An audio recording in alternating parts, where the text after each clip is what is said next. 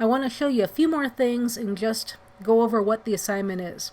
So for the assignment, you need a rectangular marquee, an elliptical marquee, a lasso, and a polygonal lasso layer. Each of those layers is going to have 3 shapes on it, all with the same color. You're going to have a background color, a gradient layer also, and I want you to move those layers around, and I want you to rename them. So they must be in a different order and be renamed. But let's just go back over here to the options bar for a second. With the Move tool selected, you have this auto select option. With that, if we click on the yellow, we can move the yellow layer. If we click on the purple or pink, we can move the pink layer. The green layer, the same thing. So during the last part of the demo, this was turned off, and I had to come over here and click on the blue layer to move the blue layer. If I think I'm moving the yellow layer, I'm not, because the blue layer is what's selected. So sometimes this is a good thing to have on, auto select layer. Sometimes not so good. So you'll find when it works and when you want to turn it on and off. We've explored the marquee tool and some of the lasso tools. This is the quick selection tool. We'll explore that later. The crop tool, we'll explore that later. This tool is pretty handy. It has the eyedropper tool and the ruler tool. We'll use the ruler tool next week, but the eyedropper I can show you right now. So if I click on this pink, pink becomes my foreground color. Yellow becomes my foreground color. Blue becomes my foreground color. So you can see that'll be pretty handy. This is a healing brush, so that's good for getting rid of scratches and dust and all sorts of funky things you don't want in your photograph, and we're going to learn about that next week. The paintbrush tool, also a handy tool. Let's create a new layer. I'm going to come here and click on the top layer, create that new layer. With this tool, wherever I paint, well, let's try not painting in blue. Let's pick a new color so we can see it. How about that? There we go. So wherever we paint, it lays down color. Lots of options here. All of these different brushes. We're going to go over this in greater depth in the hardness of the brush. So that was a 70% hardness, and this is a softer brush. Oh my gosh, what did I just do? I used Command plus to upsize my image. If I use Command minus on the keyboard, it downsizes the image. We're going to catch up to that here. This is the zoom tool. We can zoom just by clicking. If we want to reduce the size, you hold the Option key and it comes back down. Okay? And you can also come down by clicking up here at the top in the options bar, so moving up. But you don't always want to be moving up here, so sometimes it's good to know the shortcuts. It shows you in the middle of the zoom tool that it's a plus, so we're zooming up. If you hold the Option key, it goes to the minus. We're zooming down. Okay? If you double click the hand tool, it fills the screen with your image. If you double click the zoom tool, it takes you to 100% for viewing. Okay, so let's go back up here. So I'm going to go back and make it smaller. Healing brush and clone stamp are used to retouch photographs. We will not be using this history brush tool. This is the eraser tool. We're going to learn about that in a couple of weeks. We already hung out here and played with the gradient and the bucket tool. We won't be using the blur, the sharpen, or the smudge tool. We also won't be using the dodge, burn, or sponge tool. There's better ways to do these things than to use these tools that give you a little bit more control, so that's what I'm going to show you. We're not going to get into the pen tool. We will play with the text tool, adding text to our photographs. This is for use with the pen tool, so we won't be using this. I do not want you using these shape tools for this project.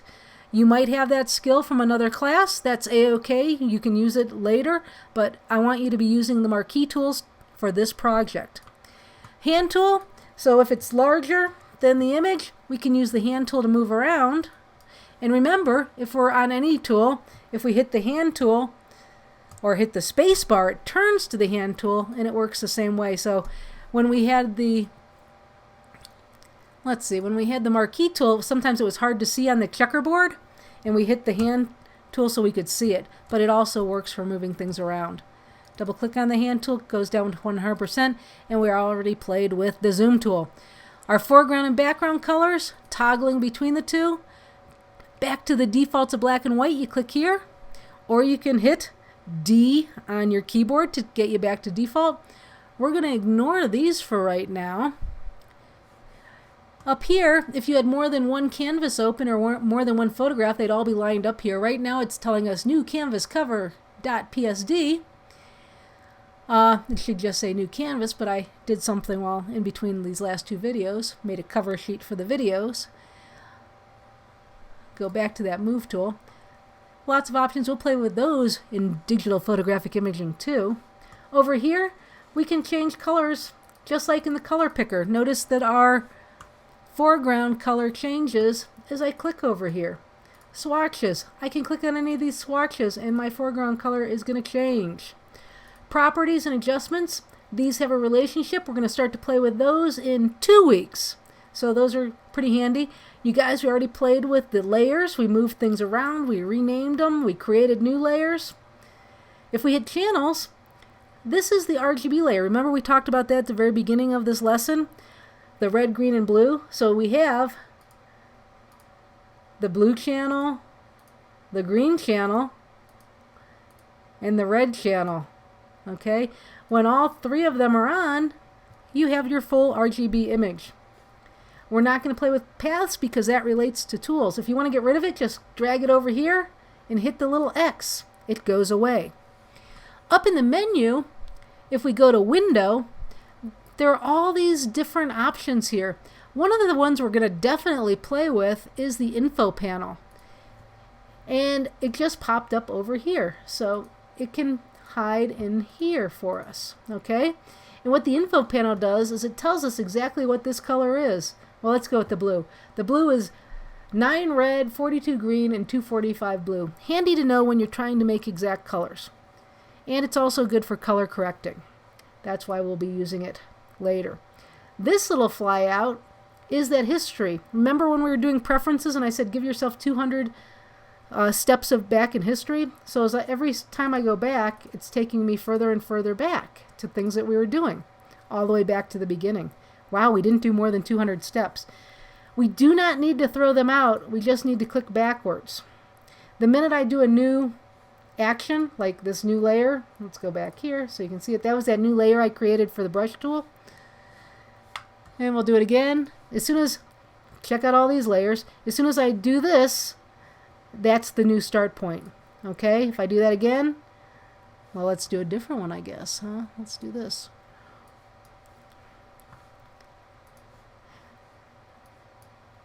Haha. That was kind of fun, wasn't it? So I can use gradients within the selections. Okay, so just a few things there. I don't like any of that. Ruined my composition, so I'll just step back. So don't throw them out, just step back. So that'll be pretty handy. So remember, Command Z is one step. Go to the history if you have to go back more than one step.